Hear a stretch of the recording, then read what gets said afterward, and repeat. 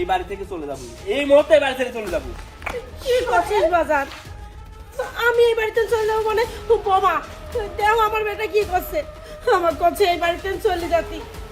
চলে যাবি কইছি, চলে যাবো। আর দ্বিতীয় কোনো কথাই শুনবো না আমি। সোহেল, তুমি কি পাগল হয়ে গেছো? তুমি আমার কিসের জন্য বাড়ি থেকে বাই করে দিচ্ছাও? আমি তো পাগলই হয়ে গেছি। পাগল না হলে ওই প্রবাসী এত কষ্ট করে টাকা ইনকাম করছি, সেই টাকা পাঠাইছি, সেই টাকা দিয়ে বাড়ি কিনছে, গাড়ি কিনছে, জমি জমা কিনছে, সেটা এখন আমার নামে দিবে না, দিবে আমার ভাই আমার বোনের নামে। দেখো, আম্মা যখন থাকবি না তখন তো এই সয় সম্পত্তি সবই তোমার। তাহলে আমাকে শুধু শুধু বাড়ি থেকে কিসের জন্য বাই করে দিবা? আর তুমি ছেলে হয়ে মার সাথে এই ব্যবহার করতে চাও, এটা কিন্তু তোমার থেকে আশা করি নাই। দেখ, আমার মা, আমি যা ইচ্ছা তাই করতে পারি, তুই নাক গলাবি না। তুই কি ভাবছিস আমি এত কষ্ট করে টাকা পয়সা ইনকাম করে সেই টাকা দিয়ে বাড়ি গাড়ি করবো, আর সেটা আমার ভাই আর আমার বোন পাবে, সেটা আমি কখনোই মেনে নিতে পারবো না। আমি যেহেতু চাইছি, তুই দিতে রাজি হোস নাই, তাই আমি এই বাড়ি থেকে তোকে বের করে দিব। না না, আমি এই বাড়িতে যাব না। এই বাড়ির অধিকার আমারও আছে, আমি কিসে চলে যাব? সোহেল রে, আমি কাউক সয় সম্পত্তি দেব না। আমি মরে গেলে তোরা 3 ভাই বোন সবাই পাবো। মরে গেলে তো পাবো সব ভাগ ভাগে হয়ে, কিন্তু আমি ভাগ ভাগ করে নিব না। আমার যেটুকু প্রাপ্য অধিকার সেটুকু আমাকেই দিতে হবে। সোহেল, তুমি এতটা রেগে যাচ্ছ কিসের জন্য? সময় হোক, সময় হলে আমার সবই দেবে। চুপ, তুই কোনো কথা বলবি না। আমি বারবার বলছি যে বাড়ির দলিলটা কোথায়, দলিলটা দিলে পারে তাই তো হয়ে যাইতো, দলিলটা পর্যন্ত আমাকে দেয় না, দলিলটা কোথায় যেন লুকায় রাখছে। না, দলিলটা আমি যে জায়গায় লুকায় রাখিছি সেই জায়গায় থাকবি, হাজার চাইলেও তুই পাবো না। দেখছো, তুমি যে সাপোর্ট দিচ্ছ সে দলিলটাই বের করে দিবি না। আম্মা, আমি বলতেছি কি, আপনার ছেলের সাথে এরকম রাগারাগি করার দরকার নেই। ও দলিলটা চাচ্ছে, আপনি দিয়ে দেন। জানেনই তো চাঁদি পাতলা, অল্পতেই রেগে যায়। আর তোমার এত রাগ আসে কোত্থেকে? হ্যাঁ, মায়ের উপর কেউ এইভাবে রাগ দেখায় নাকি? রাগ করবো না কি করবো, আমার তো মনে হচ্ছে একবার খুন করে ফেলি। সোহেল, তুমি এটা কি করতে চাও? এটা তোমার মা, তুমি কি ভুলে যাচ্ছ নাকি? আমার মা আবার পড়তেছে না, তোর পুরি পুরি ধুমে উঠতেছে না। দেখো, এটা আমার শাশুড়ি। তুমি তোমার মাকে ভুলে যেতে পারো, কিন্তু আমি আমার শাশুড়িকে তো অসম্মান করতে পারবো না। আম্মা, ও আম্মা, আপনার ছেলে যেটা বলছে ওটা দিয়ে দেন। এটাই তো আপনার ছেলে রাগ করে না। না না, তুমিও তো ওই দলেরই। ও করছে আর তুমি সেটা সাই দিচ্ছ। কোনো সময় আমি দলিল দেবো না, আমি কোনো সাল পালিকে আমার দলিল দেবো না, আর তোর তো আরো না। আম্মা, আমি তো আর ওর সায় দিচ্ছি না। এই যে দেখেন, আপনার ছেলে আপনাকে বাড়ি থেকে বাড়ি করে দিতে চাচ্ছে, আপনাকে অত্যাচার করতেছে, এটা আমার আর সহ্য হচ্ছে না। আম্মা, ও আম্মা, দিয়ে দেন না। না, কইছেই তো দেবো না। তুমি যতই আলাপ করো না কে, কিছুতেই আমি দলিল দেবো না। বুঝতে পারছি, মানে এতক্ষণ ছেলের হাতে অত্যাচার খায়াও লজ্জা হয়নি, তাই না?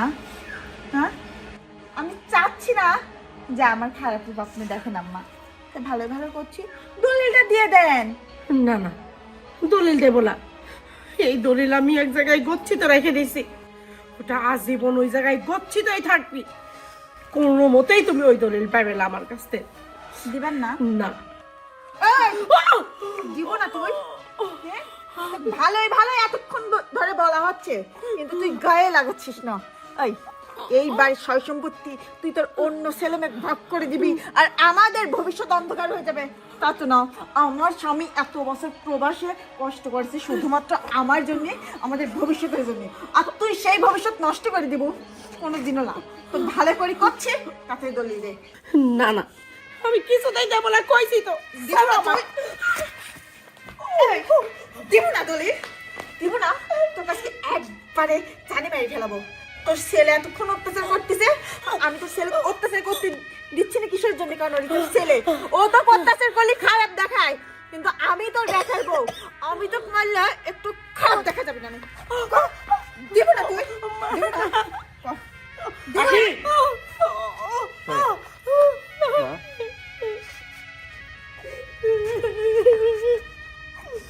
এখন বাঁচাচ্ছিস কে? তুমি আমাকে মাফ করে দিও। আমি তোমার আসল রূপটা দেখার জন্য, এটা একটা সাধারণ নাটক ছিল আমার। আর প্রবাস থেকে আসার পরে ওর প্রতি সন্দেহ হয়, তোমাকে নির্যাতন করে, অত্যাচার করে, কিন্তু ও কোনোভাবে সেটা স্বীকার করতেছিল না। ও আমার সঙ্গে এত সুন্দর অভিনয় করে, আমার মাকেও অনেক ভালোবাসে, অনেক যত্ন করে, অনেক সেবা করে। তুমি দেখলা না আমি তোমাকে নির্যাতন করলাম? আরো সুন্দর করে বলল আমি কেন আমার মাকে নির্যাতন করতেছি, অত্যাচার করতেছি। কিন্তু ও যে দিনের পর দিন আমার মাকে নির্যাতন করছে, অত্যাচার করছে, ঠিক মতো খাইতে বন্ধ দেয়নি, কিন্তু সেটাও কখনোই স্বীকার করেনি। কিন্তু আমি সন্দেহ করছিলাম, কিন্তু কোনো প্রমাণ ছিল না। নূপুর আমাকে সব বলছে, কিন্তু তাও আমি বিশ্বাস করি নাই। নূপুর এদিকে আয়। জানো মা, নূপুর আমাকে বলছে মাকে নির্যাতন করে, অত্যাচার করে, শুধু তাই নয়, নূপুরকেও ঠিক মতো খাইতে দেয় না। নূপুর যে স্কুলে যাওয়া বন্ধ হয়ে গেছে, তাও তুমি আমাকে বলনি। এই বাড়ির সমস্ত কাজ তুমি আর নূপুর মিলে করো, আর ও রাজরানী হয়ে এই বাড়িতে বসে থাকে। আমার কাছে শুধু মিথ্যা নাটক আর মিথ্যা কথা বলে ও পার পেয়ে গেছে।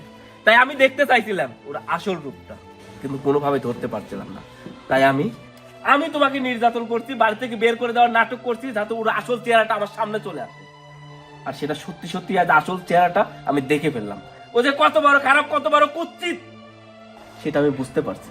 তুই কি ভাবছিস তুই সারা জীবন আমার সঙ্গে নাটক করবি আর আমি সেটাই বিশ্বাস করব? আমি যখন প্রবাসে ছিলাম তখনও নাটক করছিস, এখন বাড়িতে আসছিস তারপরেও নাটক করছিস। কিন্তু কেন কেন আমার সঙ্গে নাটকগুলো করছিস? বলছিস না কেন? কথা বলছিস না কেন? কথা বল।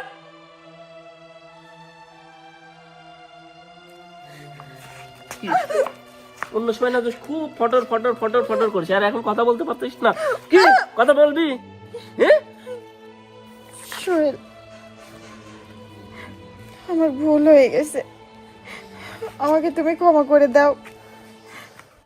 আসলে তোমার এত বড় সংসার, এত কাজকর্ম আমি একা একা করতে পারতাম না। তোমার ওই বোন পায়ের উপর পা তুলে খাইতো, স্কুলে যাইতো আসতো, আমার একটা রাগ হয়ে যায়। সেই রাগে আমি সিদ্ধান্ত নেই যে তোমার মা বোন দুজনের উপরে আমি অত্যাচার করব। আমি এই বাড়িতে চাকরানি হয়ে থাকবো না, সব কাজ ওরে দিয়ে করাবো। আমার বাড়িতে কি এমন কাজ? রান্না বাড়া করা, কয়েকটা থালা বাসন ধোয়া আর উঠান ঝাড়ু দেওয়া, তাছাড়া কি অন্য কোনো কাজ আছে? আমার বাড়িতে কি 10টা গরু আছে, 10টা ছাগল আছে? না আমি অনেক জমি জমি আবাদ করি যে সেগুলো তোকে উঠাইতে হয়? এই সামান্য কাজ করতে তোর হাত ক্ষয় হয়ে যায় না? মনে হচ্ছে তোর হাত ভেঙে দিই। যা আর মার পায়ে ধরে ক্ষমা চা, যা।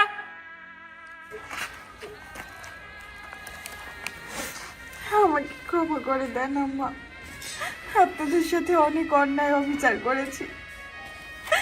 আমি কথা দিচ্ছি আর কখনো এরকম কাজ আমি করব না। এই সংসার তো আমার, এই সংসার সমস্ত কাজ এখন আমি নিজে থেকেই করব। ওঠো বৌমা, ঠিকই কইছ, এই সংসার তোমার। কত বছর তো এই সংসারের রাজত্ব আমি করেছি, এখন আর ভালো লাগে না জানো সংসারের খালি টানতে। এখন আমার খালি মনে হয় কি একটু বিশ্রাম নেই, একটু বিশ্রাম নেই।